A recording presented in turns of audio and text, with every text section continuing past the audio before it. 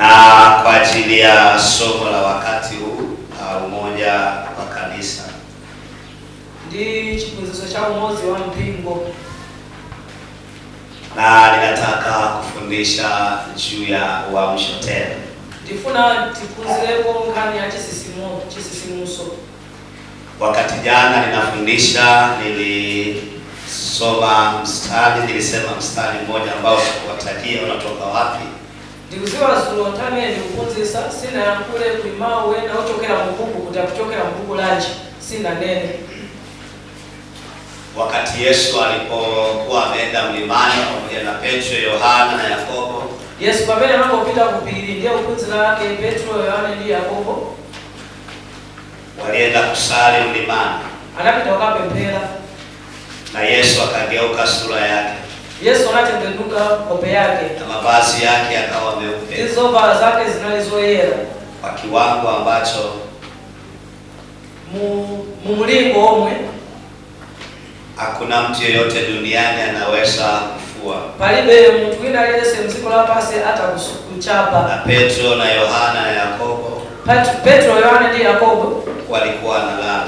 Anali kugona tulo, na waliposhtuka pamene anangozizimuka wakamuona Yesu, anamuona Yesu Kristo, lakini pia wakaona Musa na Elia, anaonanso Moses ndi Elia wakizungumza pamoja naye. anali kulankhula pamozi nao.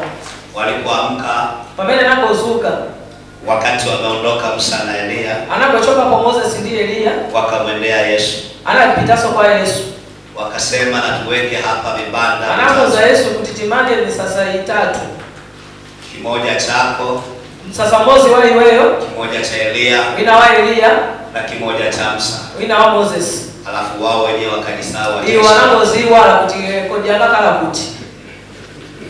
Amen, amen. Amen.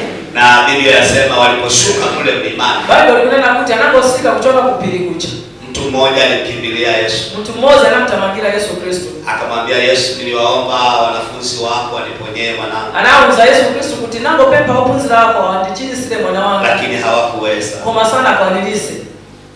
Na Yesu akamponya yule mtu. Yesu anachirisa mwana uchi. Na walipokuwa katika faragha, nthawi imene anali mchisangalalo, wanafunzi wale wakamuuliza Yesu, ophunzira ake anafunsanso Yesu Kristo, kwa nini sisi hatukuweza kumponya? chifukwa chani ife tinakanika kumchirisa mwanayo? Katika Injili ya Mathayo sura 17, tikawerenga uthenga wabwino wa Mathayo chapter 7 mstari wa 21, verse 21. Ninaomba mmoja asome. Wina akakapeza kutuwerengera.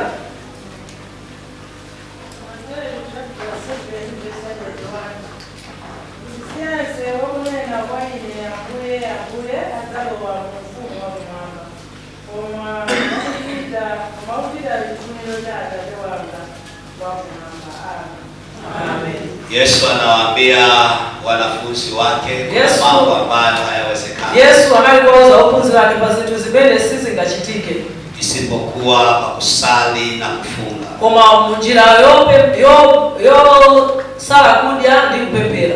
Isipokuwa kwa kusali na kufunga. Kuzera mu kupemphera ndi kusala kudya. Maombi ni jambo la muhimu sana. Mapemphero ndi chinthu chofunikira kwambiri.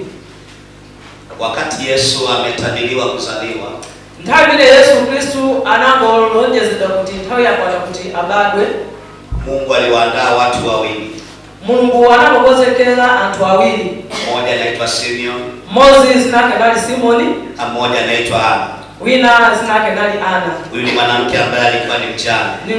Ni mkazi amene nali wamasiye. Katika Injili ya Luka sura ya 2, tikawerenga Luka chapter 2 mstari wa 27, verse 27, Biblia inasema mjane huyu Bible ikunena kuti wamasiye amene alikaa hekaluni anapokhala mu chalichi akifunga na kuomba anali kusala kudya ndi kupemphera mpaka Yesu alipozaliwa. mpaka pamene nthawi imene Yesu Kristo anangobadwa. Na mambo makubwa Mungu anataka kuachilia juu yetu. Pali zinthu zazikulu zimene Mulungu afuna kusiya pa moyo wake. Anahitaji kushikiliwa katika mambo. Kufunika kuti Zintu zimene zotikale mapemphero. Kuna mambo makubwa Mungu atafanya kwa dayosisi hii. Pali zintu zazikulu zimene Ambuye achita mu dayosisi. Lakini anahitaji kushikiliwa katika mambo. Koma ifunika zintu zo zigwisidwe ntchito. Kama ambavyo Simeoni na Ana waliyashika. Ngati mene Simoni ndi Ana anangogwira kusudi la Mungu juu ya ulimwengu. Chikumbumtima cha Mulungu kwa dziko lapansi. Galatia sura ya 4. Tikalenga Galatia chapter 4 mstari wa 4. Chapter 4 verse 4. Anazungumza namna ambavyo wakati wa utimilifu ulipowadia. Anakwenda tawi yokwa nilisidwa maana ninapofika. Yesu alizaliwa. Yesu Kristo anabadwa. Lakini alizaliwa katika wakati wa utimilifu. Kwa maana anabadwa mtawi yokwa nila. Lakini ule wakati ambao Yesu alizaliwa. Kwa mtawi vile Yesu Kristo anapobadwa. Hitaji watu ambao walikaa kwenye maombi usiku na mchana. Ule watu wamena napokaa mapepero usiku ndi msana. Biblia inasema Ana alikaa kwenye maombi usiku. Ana anakaa mapepero kuyambira masana ndi usiku. Hata walipomwona Yesu. Na anapomwona Yesu Kristo. Simeon anasema. Simon anaenda na kuti. Sasa Bwana wamruhusu mtumishi wako. So pano Mungu ungo mkomeleza mtumiki wako kutapita. Kuna mambo yanahitaji kushikiliwa kwenye maombi. Pali zintu zina zimezifunika mapepero. Tunapozungumza juu ya uamsho. Tikamane na kaya chisimuso. Jioni ya leo. Mazulo ana. Tulizungumza mambo mengi juu ya uamsho. Tinaka bakani zambili kukuza na nditi simuso. Na nilikupa mambo kadhaa ambayo ndikuziwa nakuzani po zintu zingako. Uamsho unapotokea yanatokea. Chisimuso kama onekera sema onekera. Roho ya toba ya kweli inatokea. Kulapa kama onekera. Maisha matakatifu. Umoyo yera urejesho. Kubwezelesedwa na mambo mengine. Ndizi tuzina. Lakini jioni ya leo kuma mazulo ana nataka tuangalie tena. Tifuna tione zintu zingapo. Jambo la 4 na la 5. Chana ba follow ni 5. Katika mambo ya uamsho.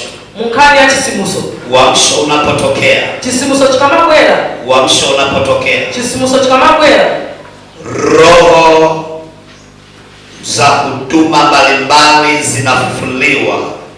Mzimu umoyo wa utumiki ukisidwa na karama na vipawa vinaanza kufanya kazi. Vipaso zose anasiana zima ambazo kukwira nchito. Karama na vipawa vinaanza kufanya kazi tena. Paso zima amba kukwira so nchito. Nilikwambia habari za mtu mmoja anaitwa Habakuki. Nakuzanikani na ya mtu huyu na mimi nakuchedwa. Ambaye alikuwa anamlalamikia Mungu. Ya nani Mungu dandaulira Mungu.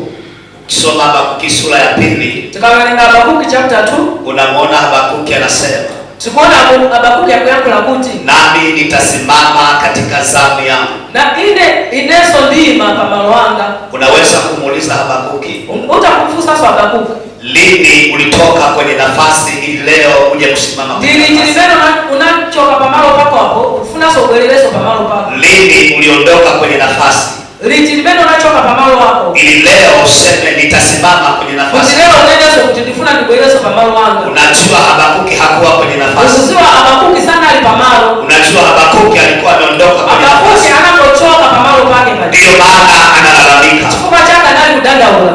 Katika sura ya 2 anasema. Katika chapter 2 unaenda nami nitasimama katika zamu yangu. Ile design pamalo wangu. Ili nione atakaloniambia Bwana. Jive zimene Mungu ajiuza. Wakati sura ya kwanza Mungu anamwambia. Tukaona chapter 1 Mungu akumuza kuti. Kumbe Habakuki hakuwa kwenye nafasi. Habakuki sana alipamalo wake. Kumbe Habakuki alikuwa ameondoka kwenye nafasi. Habakuki alikuchoka pamalo pake pale. Na singeelewa kile Mungu anamwambia.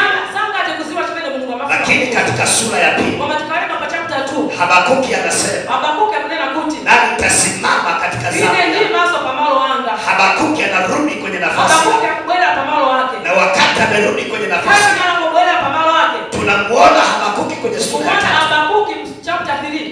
Kwenye sura ya 3. Chapter 3. Tunaona Habakuki anasema. Tunaona Habakuki akunena kuti. Kuanzia mstari wa kwanza. Kuanzia verse 1. Anasema sala ya nabii Habakuki. Akunena kuti pempelo la prophet Habakuki. Maombi haya ambayo Habakuki anaomba. Mapempelo Habakuki anapempela. Katika sura ya 3. Chapter 3.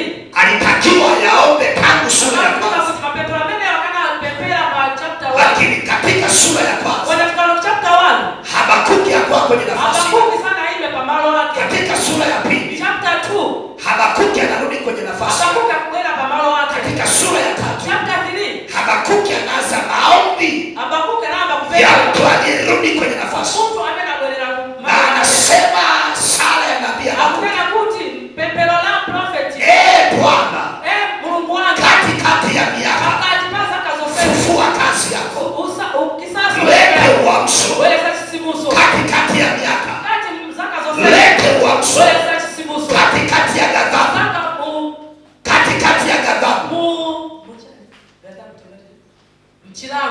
katikati ya ghadhabu pachilango kumbuka rehema. kumbukira chisomo. Unamuuliza Habakuki, fusa Habakuki, Mungu alikuonyesha uovu, Mungu anakuonyesha zoipa tangu sura ya kwanza. kuyambira mu chapter 1. Kwa nini uliacha kuomba? Chifukwa chake usuna siye kupempera. Kwa nini uliacha kuomba rehema? Chifukwa chake sina siye kupempera. Ukaanza kulalamika. Unaomba kudandaulira Mungu. Ukaanza kulalamika. Unaomba kudandaula kama mtumishi wa Bwana. Kati mtumishi wa Mungu. Kama mtumishi wa Mungu. Kati Mungu wangu mtumishi wangu. Mungu alikuonyesha uovu. Mungu anakuonyesha zoipa tangu mwanzo. kuyambira pachiyangu. Kwa nini ukusimama